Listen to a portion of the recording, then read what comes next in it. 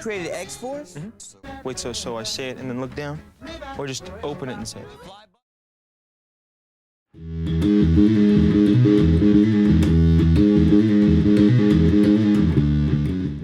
Hey y'all, and welcome to Carbon Scoring, your clubhouse at the intersection of action figures and comics history.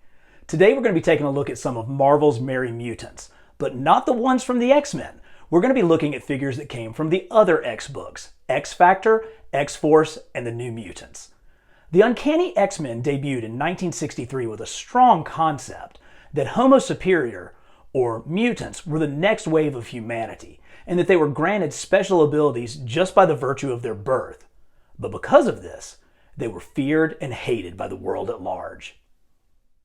Stan Lee and Jack Kirby set up the basic premise for the book in the very first issue. Professor X and his young students wanted to use their abilities to help the world, while Magneto felt it was mutants' destiny to use those powers to rule it.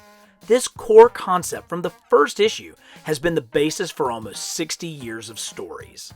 But by issue 19, both Lee and Kirby had left the book, and it slowly faded to the bottom of the sales charts.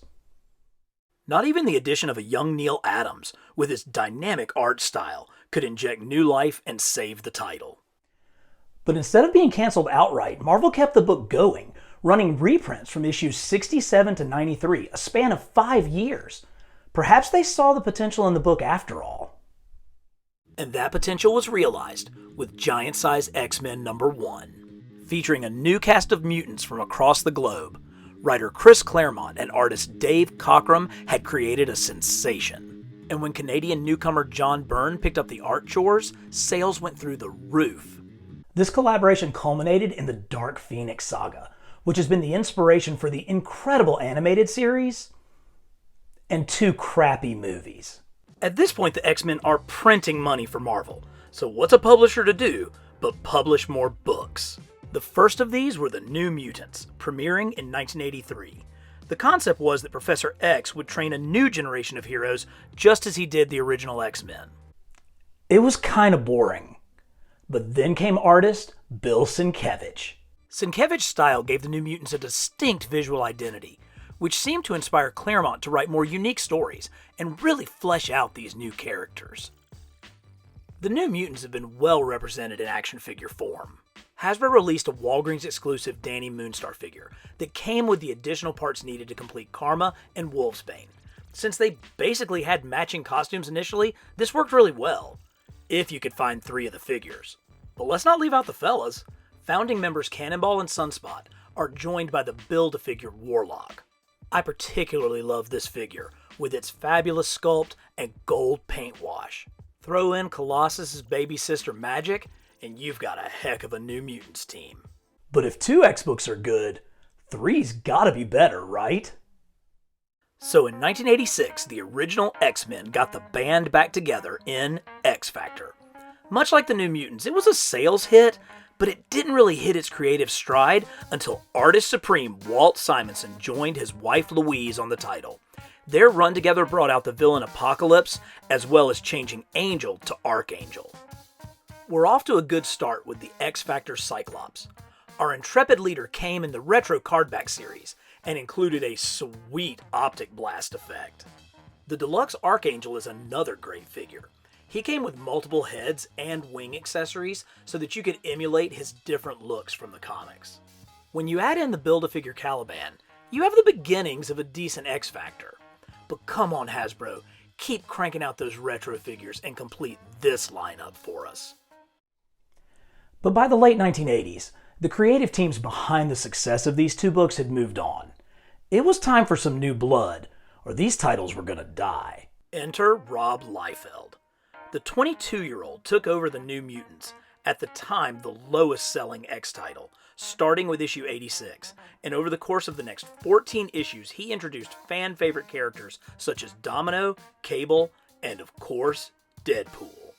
The book became so popular that they canceled it with the 100th issue, so that they could rebrand it as X-Force, whose first issue sold over 4 million copies, then a record.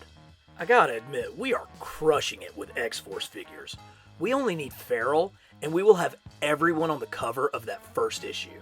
There have been several Cable figures produced, but I like this one best because it's the pouchiest. Warpath and Shatterstar are here to provide the muscle for the team. And I can't believe we have comic-accurate versions of Domino and Boom Boom. She's even blowing a bubble! One of the more elusive Marvel Legends was the team's nemesis, Strife. He was part of the Jubilee Build-A-Figure wave released only to Toys R Us in 2014, and due to his rarity, he commands big bucks on the secondary market. Oh yeah, they made a couple of figures of this guy as well. We are so close to having a complete X-Force lineup. Let's hope that Feral shows up soon. But the New Mutants weren't the only title in need of a makeover. With the original X-Men returning to the main team, Larry David took over writing chores on X Factor in October of 1991, and he introduced a whole new team of mutants. These guys couldn't be more 90s if they tried. I love the matching uniforms. That cohesive look really makes them look like a team. We do need a new body for Wolfsbane, but otherwise, this collection is plastic perfection. But there's one final iteration of these X-Teams I want to mention. Stop me if you've heard this before. X-Force's sales were in the tank, so Marvel brought in two creators best known for their indie work and let them cut loose.